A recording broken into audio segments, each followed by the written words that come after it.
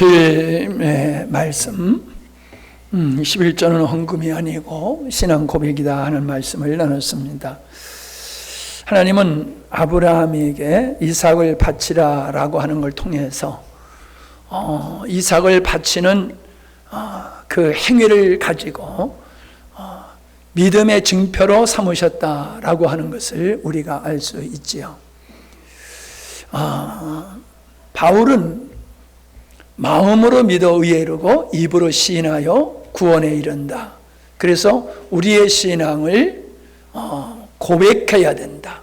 증표로 하나님 앞에 보여드려야 된다. 그것이 구약에서는 할례고 신약에서는 세례다. 그래서 나는 죽고 그리스도로 사는 것. 다시 말하면은 나는 죽고 그리스도로 사는 것이라고 하는 것은 나는 주님의 것입니다. 나는 주님의 은혜로 사는 겁니다. 이게 할례 속에 들어있고 세례 속에 들어있고 11조 속에 들어있는 것이다 하는 말씀을 드렸습니다. 레위 족속들에게는 기업을 주지 않았다고 그랬죠. 그들은 하나님을 예배하는 일, 그거를 돕는 일을 했죠. 제사장들이 제사를 지냈지만은 그 제반의 모든 일들은 레위인들이 그것을 감당하게 했다.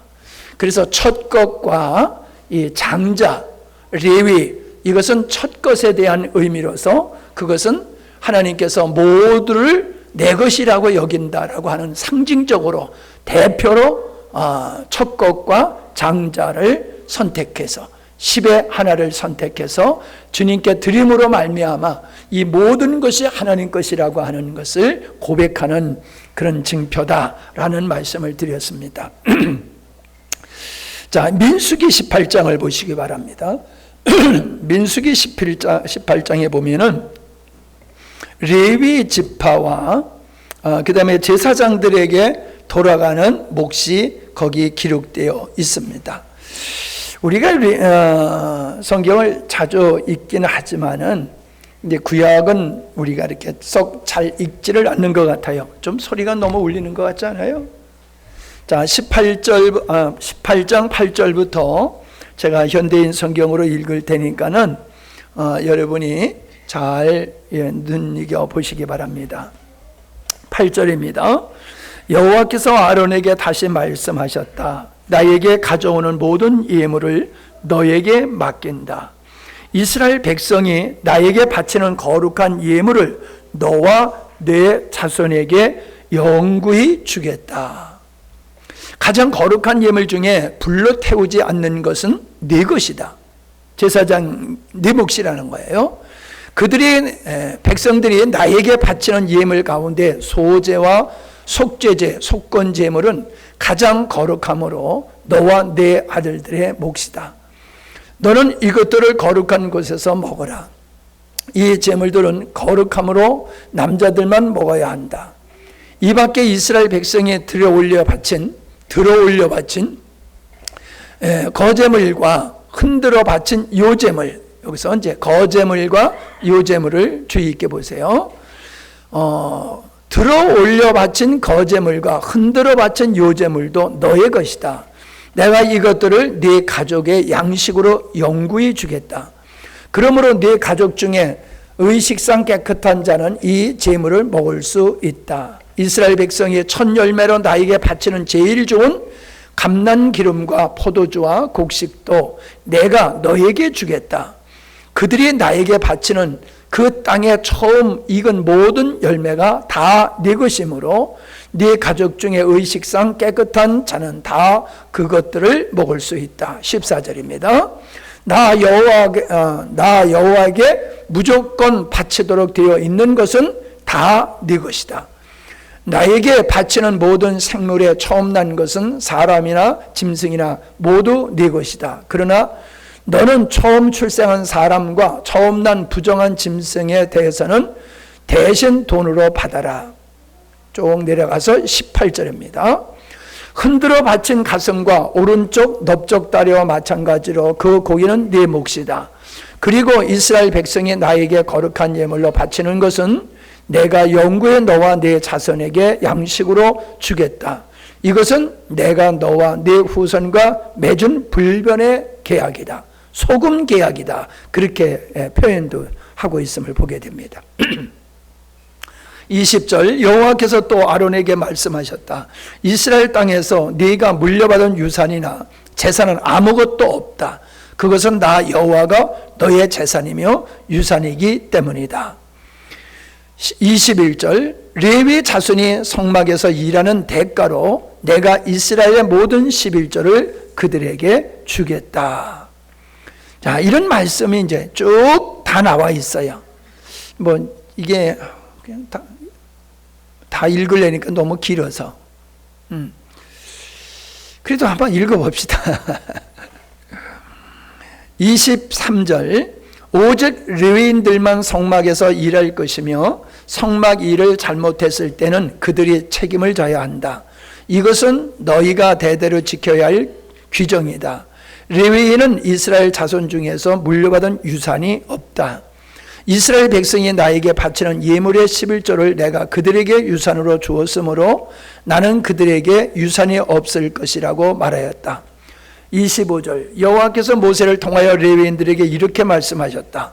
너희는 내가 너희 유산으로 준 11조를 이스라엘 백성에게서 받으면 그것의 11조를 다시 나 여호와에게 예물로 바쳐라. 27절 그러므로 내가 그것을 땅에서 처음 거둔 곡식과 포도즙으로 드리는 예물처럼 여기겠다. 28절 이와 같이 너희는 이스라엘 백성에게서 받은 11조 가운데 나에게 예물을 바치고 나에게 바친 이 예물을 제사장 아론에게 주어라. 너희는 이스라엘 백성에게서 받은 모든 예물 중에서 가장 좋은 것을 나에게 바쳐야 한다. 30절 백성들이 추수한 예물을 바치고 남은 것을 갖는 것처럼 너희 레위인들도 제일 좋은 것을 바치고 남은 것은 너희가 가져라. 31절 이것은 너희가 성막에서 일한 대가로 받은 것이므로 너희와 너희 가족이 어디서든지 먹을 수 있다.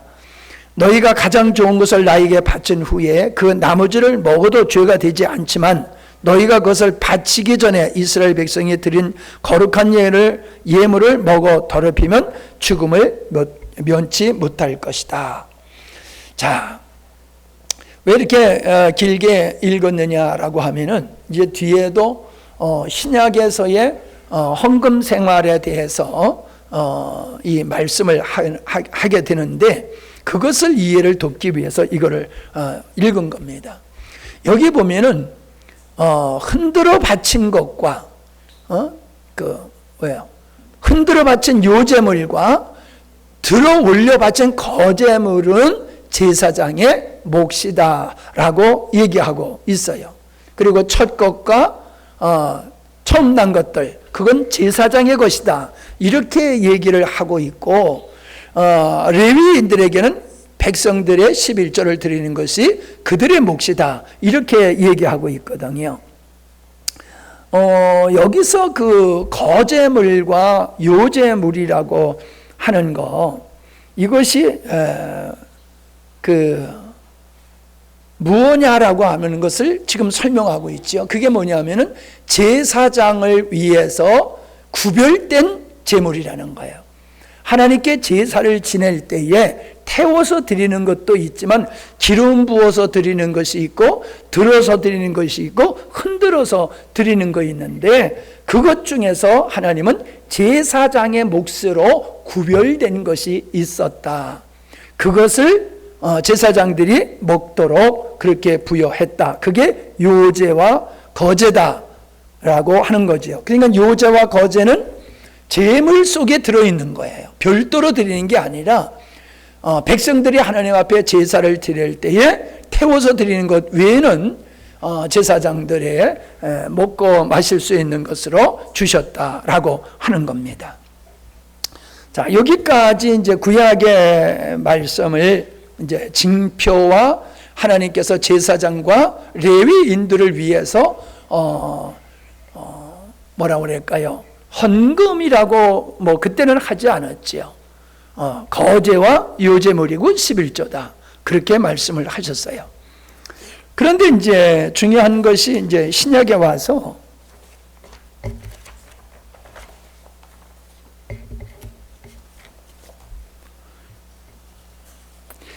신약에 와서 살펴보면요, 예수님이 성전에 들어가셨을 때에 성전세를 내라. 그러니까는 내가 주인인데 내가 왜 성전세를 내야 되느냐, 이제 그런 말씀을 하시면서 제자들에게 고기를 잡고 고기 입에서 나오는 돈으로 성전세를 내라, 그렇게 말씀하신 게 있거든요. 그 성전세가 어디서부터 유래되느냐 하면은 속전, 예? 속전, 장자는 속전을 내야지 되는 것이었거든요. 생명값으로 속전을 내게 됐는데, 그게 예수님 당시에는 성전세로 그렇게 낸 것을 볼 수가 있어요. 자, 누가복음 8장에 보면은, 누가복음 8장 2절을 볼까요? 좀 찾아가면서 보는 게 좋을 것 같아요.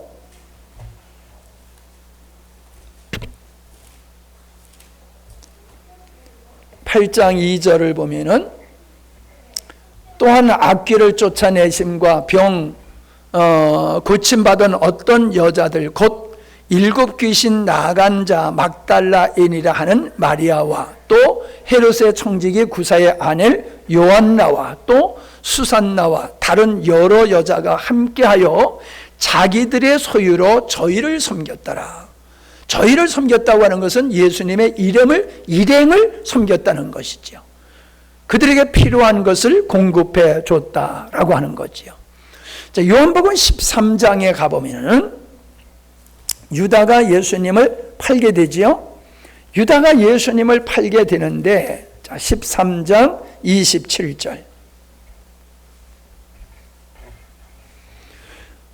그 앞서서 하시는 말씀이 너희들 중에 한 사람이 나를 팔리라라고 이제 예수님이 말씀하셨지요. 그러니까 베드로가 누군지 우리에게 말씀해 주세요라고 얘기를 하지 않습니까?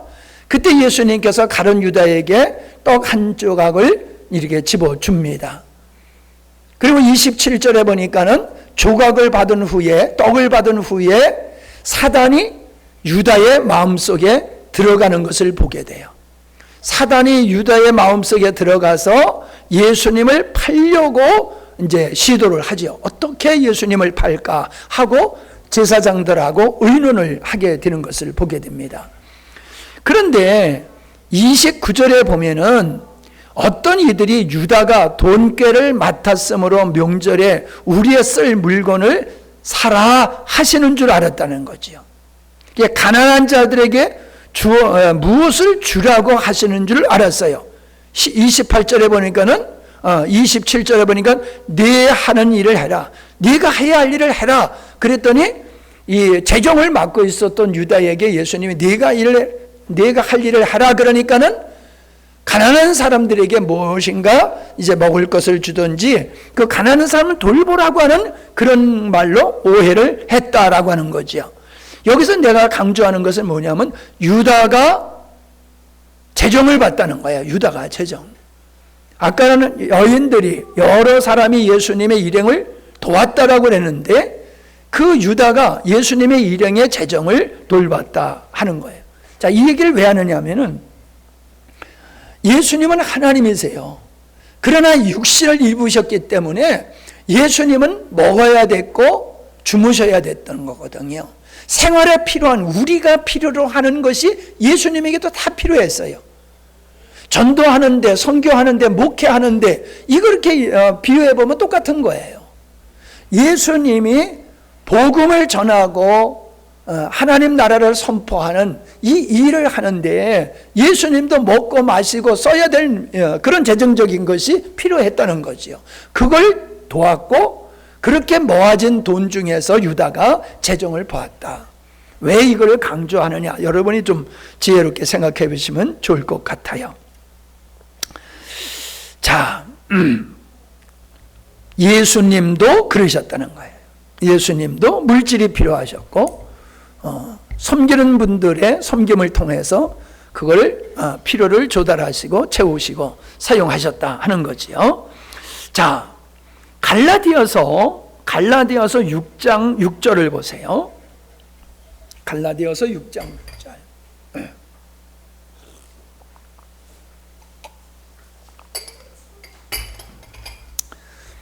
하나님의 말씀을 배우는 사람은 가르치는 사람과 온갖 좋은 것을 나누어 가지십시오. 하나님의 말씀을 배우는 사람, 성도들이죠. 말씀을 가르치는 사람이 누구예요? 사도들, 교회의 지도자들, 목사와 사도와 선지자와 전도자와 목사와 교사들, 이런 사람을 가리키는 거지요. 자, 그런 사람들에게, 말씀을 가리키는 사람들에게 온갖 좋은 것을 함께 나누어라. 자, 9장 고린도전서 9장 11절을 보세요.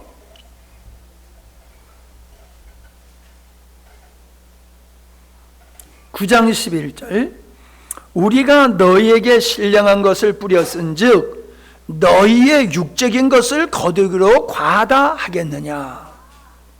내가 너희들에게 하나님의 신령한 말씀을 전했고 너희들이 육신의 문제로 사도 바울을 섬기는 거, 그 섬김을 받는 것을 과하다고 하느냐. 과하지 않다는 거지요. 신령한 것을 주었기 때문에 육신의 것으로 신령한 말씀을 증거하는 분들을 섬겨야 된다, 그 얘기를 하고 있는 것이에요. 13절 하나님께서는 성전에서 일하는 사람들에게 말씀하십니다. 당신께 드린 음식일지라도 얼마가는 필요에 따라 가져도 된다고 말입니다.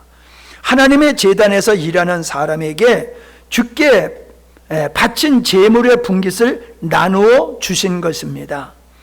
주님께서는 14절 주께서는 또 복음을 전하는 사람들은 그 복음을 듣는 사람으로부터 생활비를 얻는 것이 당연하다고 하셨습니다. 바울이 그렇게 얘기하고 있는 거예요. 신령한 것을 줬기 때문에 너희들도 좋은 것으로 대접을 해라. 그리고 제단에서 나는 사람들은 제단의 것으로 먹는 게 마땅하다.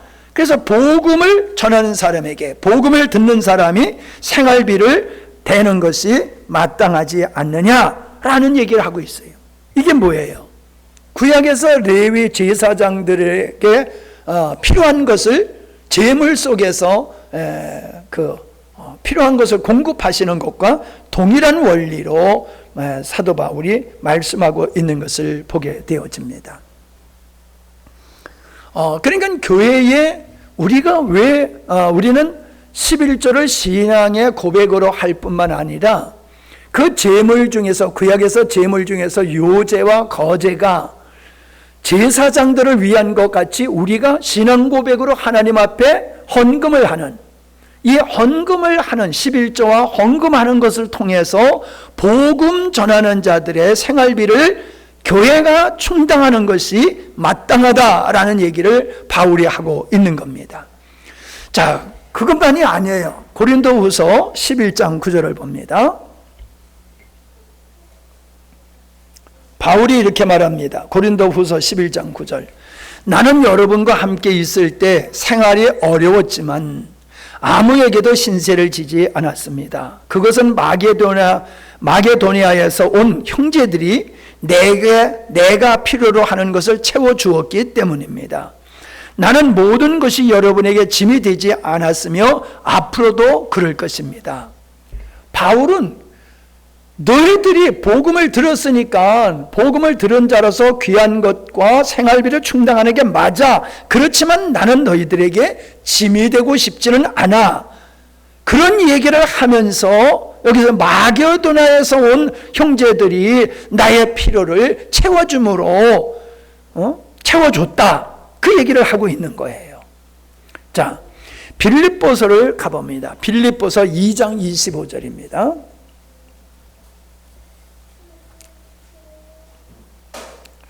빌립보서 2장 25절. 나는 에바브로디도를 여러분에게 보내는 것이 필요하다고 생각합니다.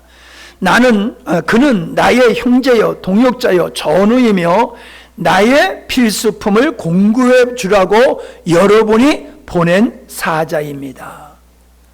빌립보 교회를 향해서 너희들이 에바브로디도를 나에게 보내주지 않았냐? 그 에바브로들을 나에 보낼 때에 나의 필요로 하는, 복음을 전하는 데에 필요로 하는 것을 너희가 에바브로디도 편에 보내지 않았느냐, 그 얘기를 하고 있는 거예요. 4장 15절입니다. 4장 15절. 빌립보 사람 여러분도 잘 알고 있겠지만 내가 기쁜 소식을 전하던 초기에 마게도냐를 떠날 때 서로 도움을 주고 받은 교회는 여러분밖에 없었습니다. 바울을 선교하러 가는 일에 도왔던 자가 빌립보 교회밖에 없었다, 이렇게 얘기를 하고 있어요. 15절. 빌립보 사람 여러분도 잘 알고 있겠지만 내가 기쁜 소식을 전하던, 요건 똑같은 거네. 15절, 16절.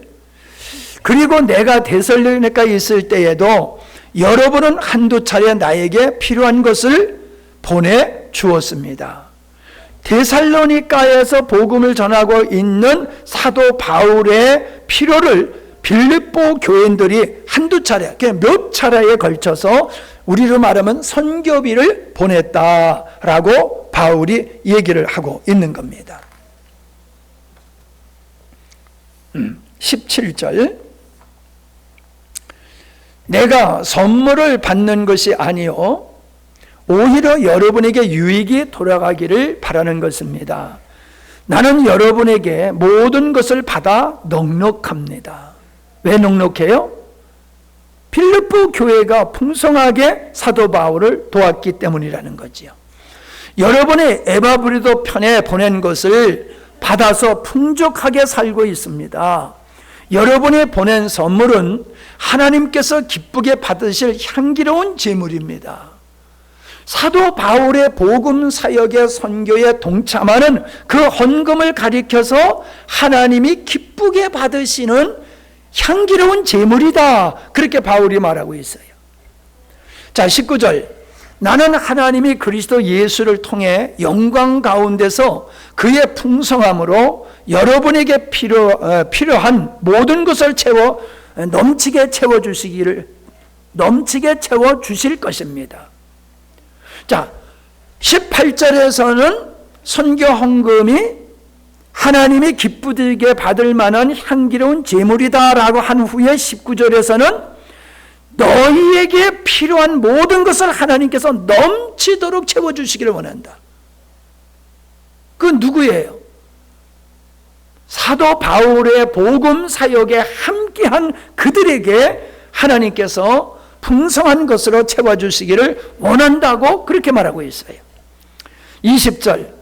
하나님 우리 아버지께 길이길이 영광이 있기를 바랍니다. 아멘. 21절. 그리스도 예수를 믿는 모든 성도들에게 문안해 주십시오. 나와 함께 있는 형제들이 여러분에게 문안합니다. 모든 성도들이 여러분에게 문안하며 특히 로마 황실에 있는 사람들을 문안합니다. 주 예수 그리스도의 은혜가 여러분과 함께 있기를 바랍니다. 마지막 이제 인사말을 하고 있는 것을 보게 됩니다. 그러니까 지금까지 말씀은 구약에서 레위인과 제사장들이 성전의 일을 하고 성전에 나는 것으로 먹게 됐듯이 신약에도 예수님도 그렇고 사도 바울도 복음을 전할 때 교회가 그에게 필요한 모든 재정을 댔다라고 하는 것을 말씀을 드린 겁니다. 자, 그 다음에 이제 그것만이 아니에요. 고린도후서 8장을 보시기 바랍니다. 고린도후서 8장 1절입니다.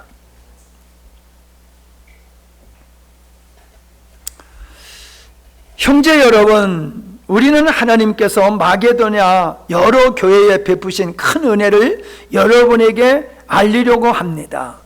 그들은 온갖 어려운 시련과 가난에 쪼들리면서도 오히려 넘치는 기쁨으로 헌금을 많이 하였습니다. 마게도니아에 있는 교회들이 그랬다는 거예요. 시련과 가난에 쪼들리면서도 넘치는 기쁨으로 헌금을 많이 했다. 3절. 나는 그들이 힘껏 헌금했을 뿐만 아니라 오히려 힘에 겹도록 헌금했다고 자신 있게 말할 수 있습니다. 적당히 한 게 아니라는 거예요. 가난 속에서, 시련 속에서도 그들은 힘껏 힘이 지나도록 헌금을 했다라고 말하는 거예요. 4절.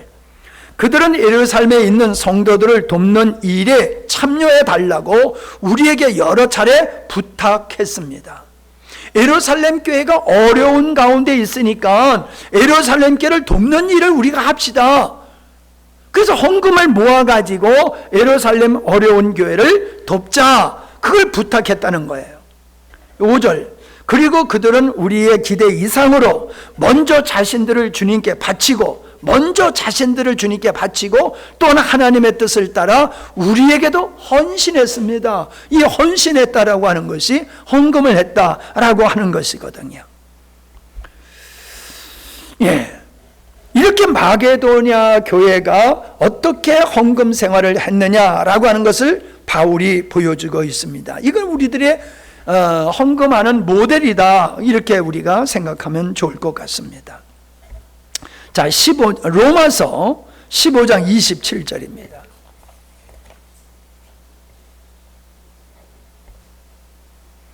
로마서 15장 27절. 그러나 지금은 마게도냐와 아가야에 사는 성도들이 예루살렘의 가난한 성도들을 위해 정성껏 헌금한 돈을 전하려고 내가 예루살렘으로 가는 중입니다. 그들은 기쁜 마음으로 헌금을 했습니다만 사실은 예루살렘 성도들에게 빚진 사람들입니다. 마게도냐에 있는 교회들이 예루살렘의 교회의 어려움을 알고 그 어려움을 돕기 위해서 헌금을 했는데 내가 그 헌금을 가지고 지금 가고 있다, 이 말이에요. 그런데 사실은 마게도냐 지방에 있는 아시아 이 지역에 있는 교회들이 예루살렘 교회에 빚졌다는 거예요. 빚을 졌다. 무슨 빚을 졌어요? 복음이 유대인으로부터 시작해서 예루살렘으로부터 시작해서 예루살렘 교회로 말미암아 복음이 아시아로 쫙 퍼져나갔거든요.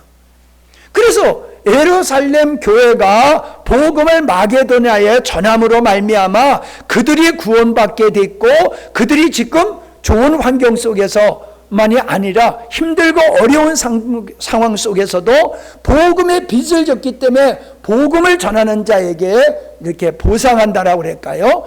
협력하는 이런 그걸 하고 있는 거다, 그렇게 말씀을 하고 있는 겁니다. 다시요, 27절 다시 읽습니다. 그들은 기쁜 마음으로 헌금을 했습니다만 사실은 예루살렘 성도들에게 빚진 사람들입니다. 이방인들이 유대인의 영적인 축복을 나눠 가졌다면 마땅히 물질로 그들을 도와야 합니다. 아까 바울이 뭐라고 그랬습니까? 신령한 것을 받았으니 신령한 것을 받은 사람들은 자기의 좋은 것으로 섬기는 게 마땅하다라고 얘기했지요. 똑같은 말씀을 하고 있는 겁니다. 마땅히 유대인들의 영적인 축복을 나눠 가졌기 때문에, 복음을 들었기 때문에 이제 물질로 그들의 어려움을 돕는 게 당연하다. 28절입니다. 나는 예루살렘 성도들에게 이 헌금을 안전하게 전한 후에 여러분에게 들렸다가 스페인으로 가려고 합니다.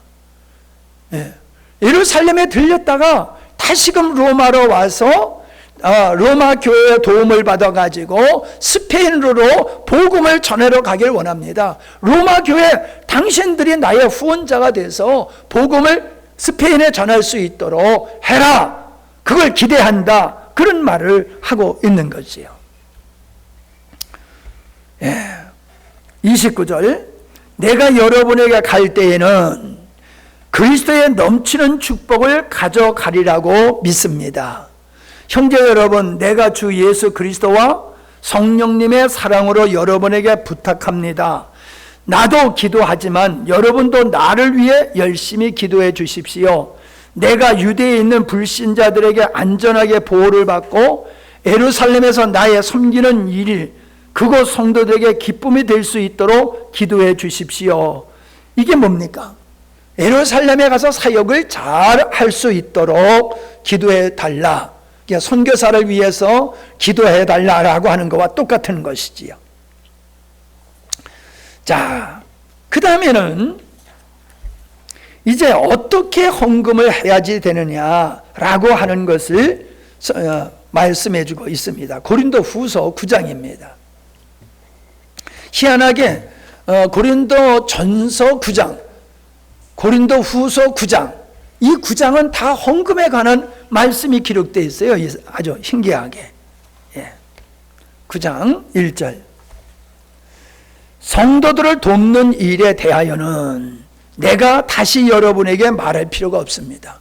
조금 전에는 복음을 전하는 사람들, 성전에서 일하는 사람들은 성전의 것으로 먹어야 된다라고 하는 그 말씀이었다라고 하면은 9장 1절에서는 고린도 후서 9장 1절에서는 성도를 돕는 일에 대해서는 여러분에게 말할 필요가 없습니다.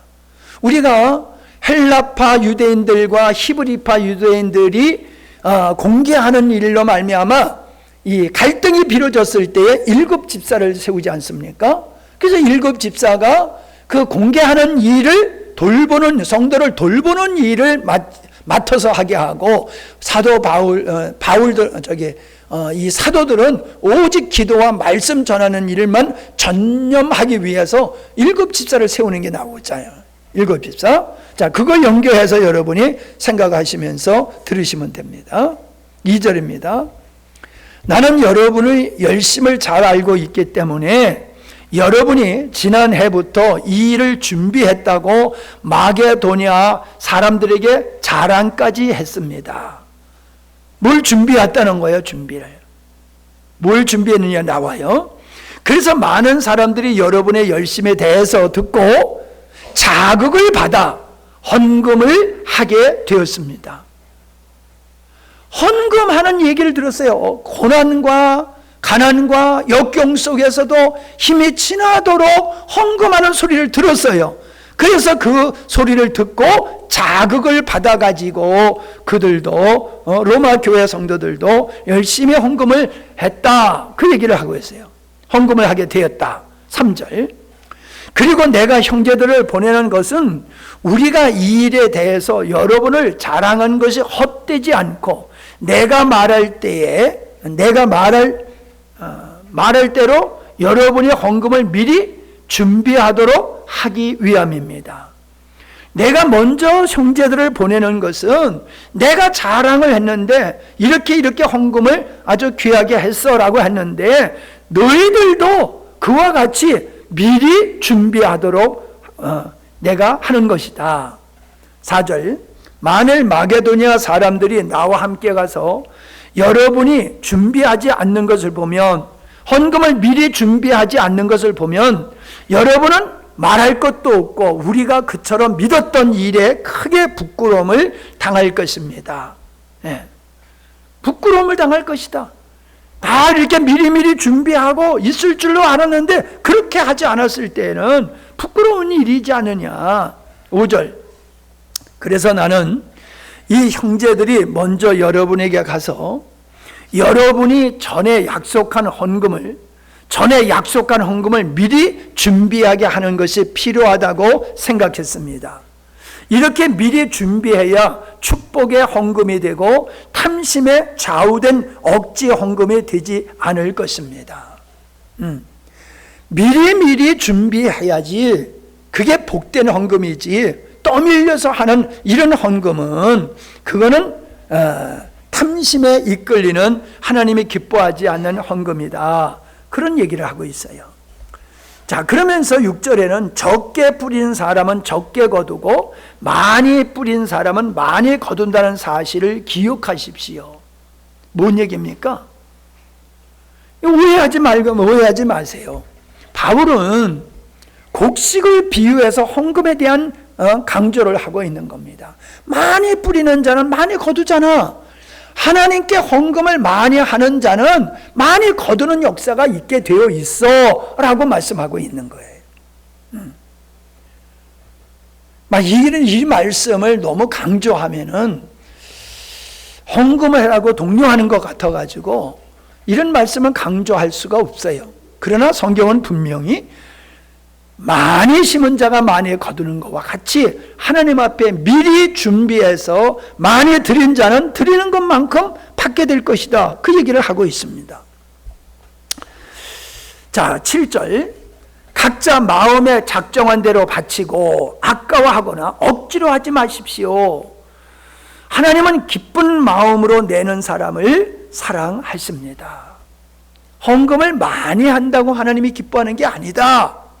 기쁜 마음으로, 즐거운 마음으로, 사랑하는 마음으로 하는 것을 하나님이 기뻐하신다. 헌금을 하면서도 아까워하는 마음으로 헌금한다라고 하면 하나님 그런 거 기뻐하시지 않는다. 8절. 하나님은 여러분이 모든 일에 항상 풍족하여 선한 일을 많이 할 수 있도록 여러분에게 모든 은혜를 넘치게 해줄 수 있습니다. 뭔 얘기입니까? 우리가 하나님의 일에 동참할 때에 하나님은 그 일을 더 할 수 있도록 복의 복을 더하시는 분이다. 그 얘기를 하고 있는 거예요. 성경에도 9절입니다. 성경에도 그가 가난한 사람들을 후하게 구제해 주었으니 그의 의로운 행위가 영원에 남을 것이다 라고 기록되어 있지 않느냐. 선한 행위가 영원히 기억될 것이라고 기록되어 있지 않느냐. 그와 같이 하나님 앞에 기쁘고 즐거운 마음으로 힘껏 드리는 것을 하나님께서 잊으시겠느냐? 아니라는 거지요. 자, 10절. 농부에게 뿌릴 씨와 먹을 양식을 주시는 하나님은 여러분에게도 뿌릴 씨를 주시고 자라게 하셔서 여러분이 의의 열매를 더 많이 맺게 하실 것입니다. 그러니까 하나님 앞에서 헌신된 자에게 하나님께서 더 그 일을 감당할 수 있도록 복을 주시는 분이다 라고 말씀을 하고 있어요. 자, 11절. 그리하여 여러분은 모든 것에 풍족하여 후한 헌금을 하게 될 것이며, 어떻게? 하나님께서 복을 주시니까, 많은 열매를 맺을 수 있도록 복을 주시니까 헌금을 하게 될 것이며, 우리를 통해 그 헌금이 전해질 때 많은 사람이 하나님께 감사하게 될 것입니다. 도움을 받음으로 말미암아 예루살렘에서 전한 복음을 듣고 구원받은 성도들이 예루살렘 교회가 어려우니까는 그걸 도와줄 때에 그 도움을 받는 성도들이 얼마나 기뻐하고 하나님께 감사하겠느냐, 그 얘기예요. 21절. 이와 같이 돕는 일을 성도들의 부족한 것을 채워줄 뿐만 아니라 하나님께 대한 감사도 넘치게 합니다. 성도들의 부족한 것을 채워줄 뿐만 아니라 하나님께 대한 감사도 넘치게 된다. 그러니까 이런 감사가 넘칠 수 있는 헌금 생활을 해라. 성도가 어려울 때에 그들을 도와주는 일을 힘써 해라. 그 말씀을 하고 있는 것입니다. 자, 14절. 또 그들이 너희를 위하여 간구하며 하나님이 너희에게 주신 지극한 은혜로 말미암아 너희를 사모하느니라. 아름다운 믿음의 교제가 이루어지는 것이다 라는 말씀으로 말씀을 마치고 있습니다. 내가 건 40년 동안 목회를 하면서 헌금에 대한 이 2시간을 가지고 해보긴 처음인 것 같아요. 왜냐하면은 여러분들이 헌금 생활을 잘하고 있기 때문에 그렇습니다. 할 필요가 없어요. 너무도 잘하고 있으니까. 그런데 상담 온 분들하고 이렇게 상담하다 보니까는 의외의 이야기를 듣고 우리 성도들에게도 그게 해당되기 때문에 내가 마지막으로 이 어떻게 보면 처음이자 마지막으로 헌금 설교를 내가 가르치는 설교를 해야 되겠다 생각이 들어서 한 겁니다. 부모님의 신앙이 자녀에게 자연스럽게 전이가 되어야 되는 게 맞는 거예요.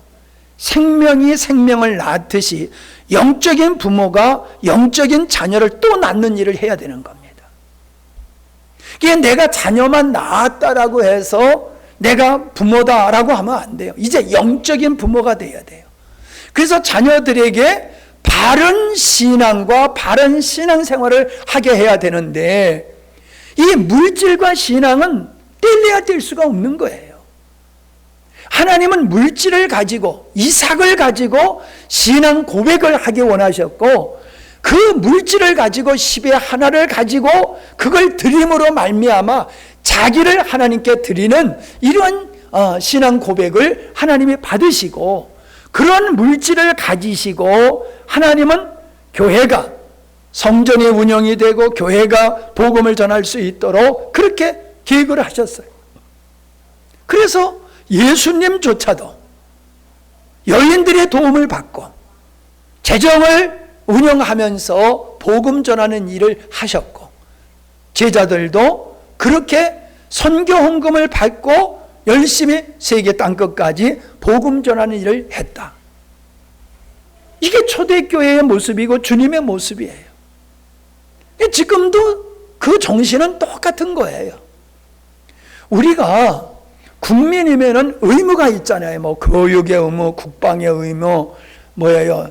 납세의 의무, 또 하나 뭐가 있나? 뭐 이렇게 국민의 의무가 있잖아요. 우리가 어떤 회의에 들어가면은 회비를 내잖아요. 내가 회원이 되면서도 회비를 안 내면은 그 회원이 자격이 없는 거지요. 왜? 회가 운영이 되기 위해서는 재정이 필요한 거예요. 나라에 세금 내기 좋아하는 사람 없어도 세금 내야지 국가가 건강하게 쓰는 거예요. 세금 안 내면은 국가가 존재할 수가 없는 거지요. 하나님은 물질이 필요하지 않는 분이지만 물질을 가지고 또 하나님의 일을 하시는 분이에요. 어떤 분이 그렇다고 그래요.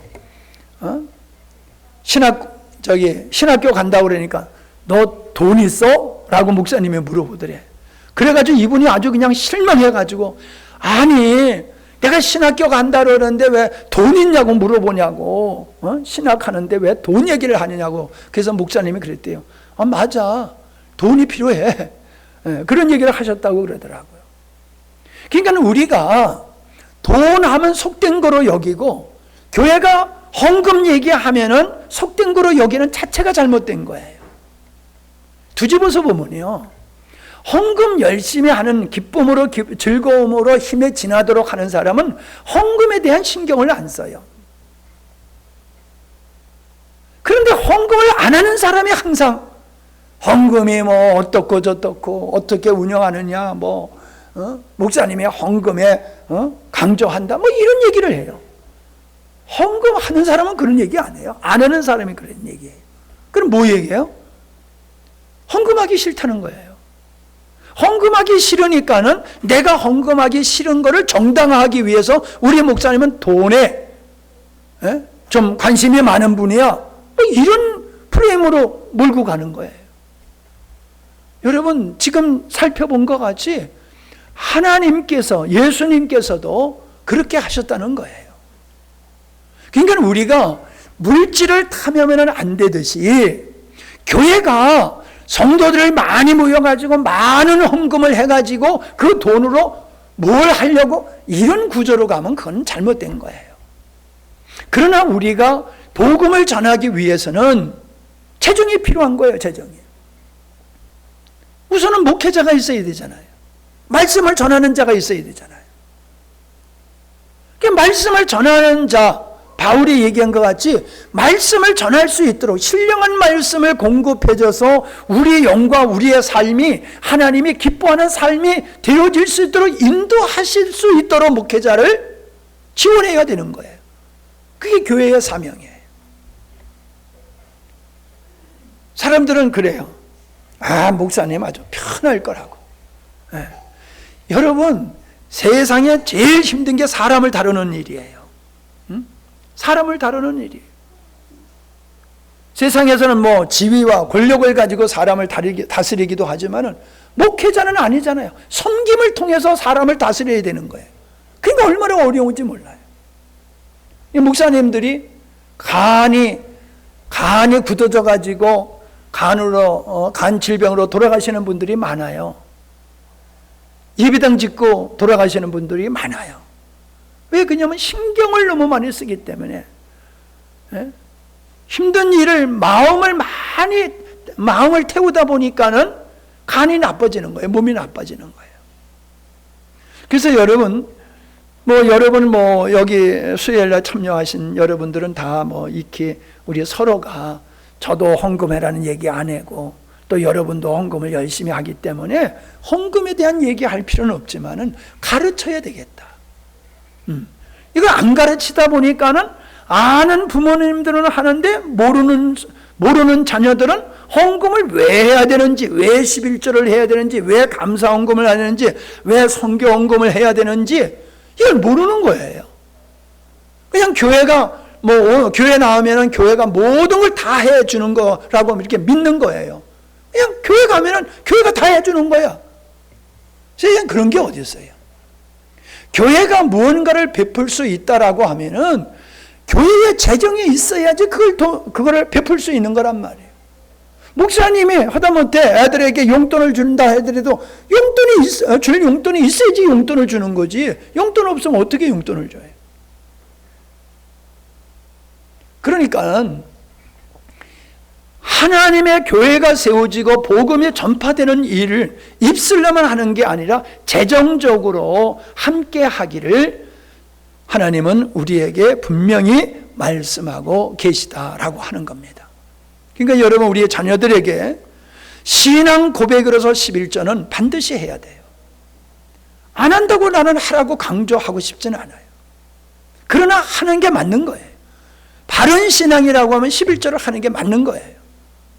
그리고 사도 바울이 복음을 전하는 일을 위해서 또 어려운 교회를 위해서 어려운 성도들을 위해 가지고 미리 헌금을 해가지고 그를 돕듯이 교회의 재정으로 우리가 선한 복음과 더불어서 선한 일을 할 수 있게 되어야 된다는 거죠.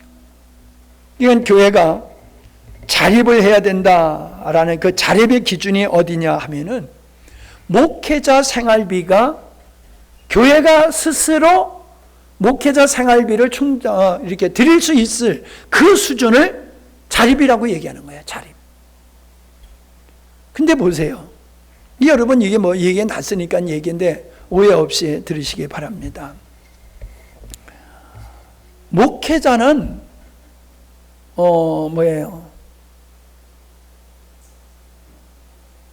청빙하게 산다가 아니고 금욕적인 삶을 살아야 된다라고 얘기를 해요. 사람들 그런 인식을 가지고 있어요.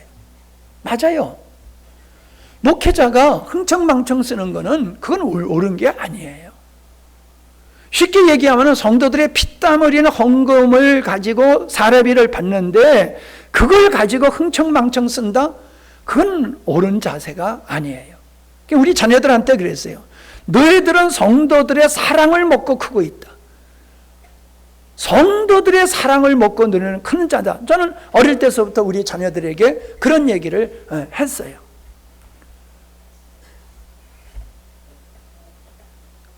목회자가 청빙하게 사는 것은 좋지만은 청빙하게 살아야 된다고 강요하면 안 돼요. 강요하면 안 돼요. 그럼 바꿔서 얘기해 봅시다. 성도들은 부유하게 산다고 누가 뭐라고 그럽니까? 네? 성도들이 100평짜리 아파트 산다고 누가 비난합니까? 좋은 차 타고 몇 억짜리 차고 다닌다고 부러워하지 비난합니까? 안 해요. 성도들은 마음껏 누리는 것은 아무렇지도 않고 목회자가 그러는 것은 그건 잘못됐다? 예, 그러면 안 돼요. 그건 틀림없이 잘못된 거예요. 그러나 왜 성도들은 괜찮고 목회자는 그러면 안 되느냐? 이건 잘못됐다는 거예요. 이해가 되십니까? 내가 말을 잘해야 되는데 이 말을 원래 잘 못해가지고 말이야. 예. 그리고 이거는 뭐 원칙은 없어요. 원칙은 없는데 우리 고향 교회가 면단위 교회거든요. 면소재주에 있는 교회인데 장로님들이 목사님 사례를 어떻게 정하냐면은 우리 이 면에서 면장만큼은 드려야 되지 않느냐. 그런 주관을 가졌어요. 그런 주관을. 왜? 아니 우리 지도자인 목사님, 영적인 지도자인 목사님을 면장맞이도 못하게 준다라고 하면 말이 되느냐. 그게 우리 장로님들의 의식이었어요. 나는 면장에 얼만큼 받는지는 난 몰라요. 근데 그런 정신을 가지고 목회자 생활비를 드렸어요. 근데 요즘 비난이 되는 사례는 목회자가 지나치게 사례비를 많이 받고 그래서 덕이 안 되는 일이 벌어지고 있는 것도 사실이에요. 그건 잘못된 거지만 그렇다고 해서 목사님은 그냥 근건절약으로 살아야 돼. 그냥 빠듯하게 살아야 돼. 이건 또 잘못된 것이라는 거죠. 그래서 목사님이 복음을 전하고 목회하는 데에 필요로 한 생활비, 선교비 이런 거는 충분하게 드리는 게 맞다라고 하는 거지요. 이건 내 얘기입니까? 지금 우리가 말씀을 쭉 찾아서 읽어봤잖아요. 말씀 속에 초대교회 성도들이 그렇게 했잖아요. 주님께서도 그렇게 하셨잖아요. 그러니까는 우리가 그런 정신을 가지고 바른 자세를 가지고 우리가 헌금 생활하면 될 줄로 압니다. 이해가 되셨습니까? 혹시 이해가 안 되신 거 있으면 한번 손 들어서 질문하세요.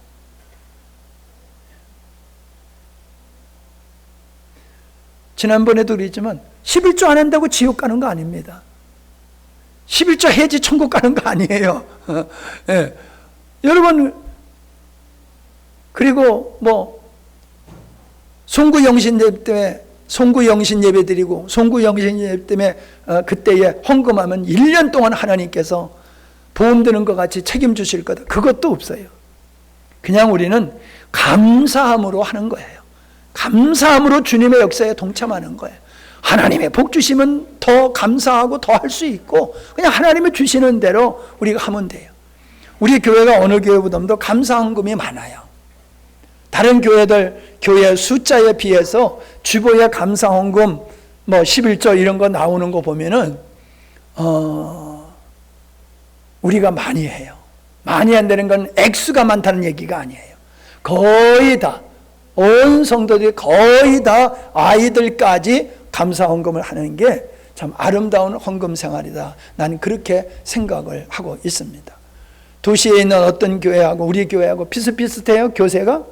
그런데 우리가 훨씬 재정이 그 교회보다 많은 것 같아요. 정확한 건 모르지만 그만큼 여러분들은 열심히 하고 계시는데 나만 열심히 하면 안 됩니다. 자녀들도 바른 헌금 생활을 할 수 있도록 가르칠 수 있기를 바랍니다. 기도합니다. 하나님, 우리에게 건강 주시고 직장 주시고 일할 수 있는 터전 속에서 땀 흘려 일하게 하시고 우리에게 먹고 마실 수 있는 풍성한 것을 허락하셨을 뿐만 아니라 하나님을 향해서도 우리가 신앙 고백으로 11조를 드리게 하시고 하나님의 역사를 이루기 위해서 이모저모로 우리들이 헌금하게 하셔서 감사합니다. 드릴 수 있는 믿음 주시고 드릴 수 있는 재정 주시고 드릴 수 있는 환경 주심을 감사합니다. 우리 자녀들도 이렇게 하나님 아름다운 헌금 생활을 통해서 하나님 앞에 마음을 드리게 하시고 주님이 원하시는 믿음의 자리에 굳게 서갈 수 있도록 주여 인도하여 주시옵소서. 행여나 헌금 때문에 하나님 마음 흔들린 자 없게 하여 주시옵시고 참으로 하나님은 돈을 원하시는 분이 아니라 믿음과 사랑을 원하시는 것을 바로 알고 우리가 하나님의 기뻐하는 자리로 나갈 때에 주께서 감동하시고 은혜 베푸시는 대로 저희들이 헌금 생활을 할 수 있도록 인도해 주시옵소서. 예수님의 이름으로 기도하옵나이다. 아멘.